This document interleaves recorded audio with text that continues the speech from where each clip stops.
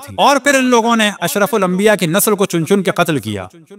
मुहर्रम आने वाले हैं, सबसे ज्यादा इस मौजू को डिस्कस करना चाहिए अपने तमाम दोस्त में, अहबाब में, स्कूल्स में, कोलीग्स में। और ये हमारे लोगों की जिम्मेदारी है कि सोशल मीडिया वगैरह के जरिए से कि बाबा अशरफुल अंबिया के बाद उनके खानदान को कत्ल कर दिया गया। सोचो तो सही कि क्या हुआ।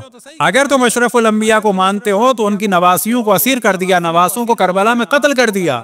तुम किस मुंह से दिफा करते हो रसूल की नवासियों को असीर करने वाले, रसूल के नवासों को कत्ल करने वालों का? तुम क्यों इमाम हसन, इमाम हुसैन को शियों की पर्सनैलिटी समझते हो? अगर तुम मुसलमान हो तो वो मुसलमानों के नबी के नवासे हैं। हमें जवाब नहीं देना चाहिए कि हम अज़ादारी क्यों करते हैं।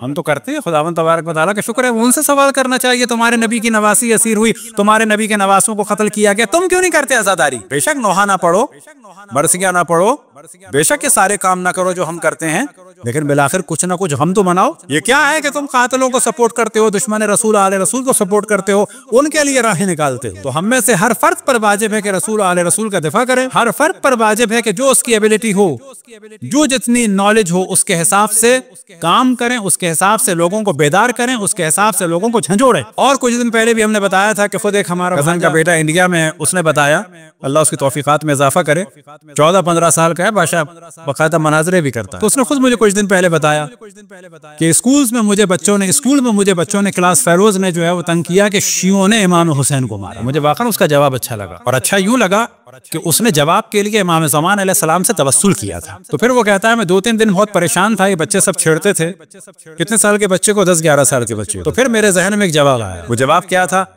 वो कहता है कि आज तक मेरे दोस्त फिर मुझसे बात नहीं करते। कहने लगे कि जब उन्होंने कहा कि शियों ने इमाम हुसैन को मारा, तो कहने लगे मेरे पास जवाब आया इमाम से तवस्सुल के बाद, और शायद उसने 1-2 दिन तवस्सुल किया। फिर कहता है कि मैंने उनसे कहा कि देखो, शिया तो रसूल के नवासे को मार रहे थे, तुम सुन्नी क्या कर रहे थे? है जवाब अच्छा कि नहीं है? बाबा हम मार रहे थे, तुम कहाँ थे? तुम नहीं बचा रहे थे? फिर एक हमारे जुमला चल रहा है कि जिसकी जानिब हमेशा तवज्जो, और अहले कूफा। सवाल ये पैदा होता है कि अहले मदीना का जिक्र क्यों नहीं करते? कुरान में तो अहले मदीना के निफाक का जिक्र हुआ है, अहले कूफा के निफाक का जिक्र नहीं हुआ है। मुसलमानों को मुतनब्बे किया जा रहा है सूरह तौबा की आयत नंबर 101 में, 100 और 101 में, वमिम्मन हौलकुम मिनल आराब मुनाफिकून, कि तुम्हारे मदीने के इर्द गिर्द जो ये बादिया नशीन और देहाती और आराब हैं, इनमें मुनाफिक हैं। किसी एक मुनाफिक के लिए आयत नहीं आई, 2 मुनाफिक के लिए नहीं आई, 3 के लिए नहीं आई।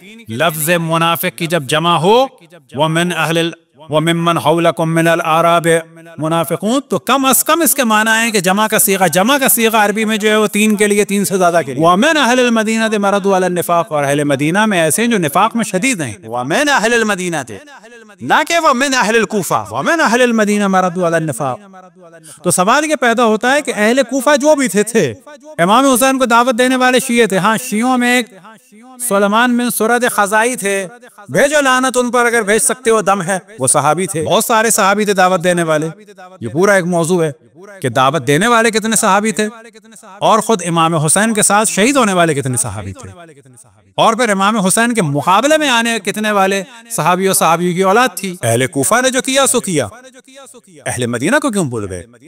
क्या मौला अमीरुल मोमिनीन को तंग करने वाले अहले मदीना नहीं थे? जनाब सैयदा के जुल्म पर खामोश रहने वाले अहले मदीना नहीं थे?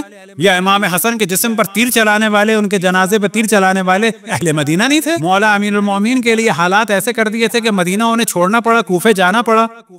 फिर हजरत आयशा की क़यादत में मक्के और मदीने के लोग जमा हुए और मौला अमीरुल मोमिनीन पर जाकर बसरे में हमला किया। वो कौन थे? अहले मदीना नहीं थे?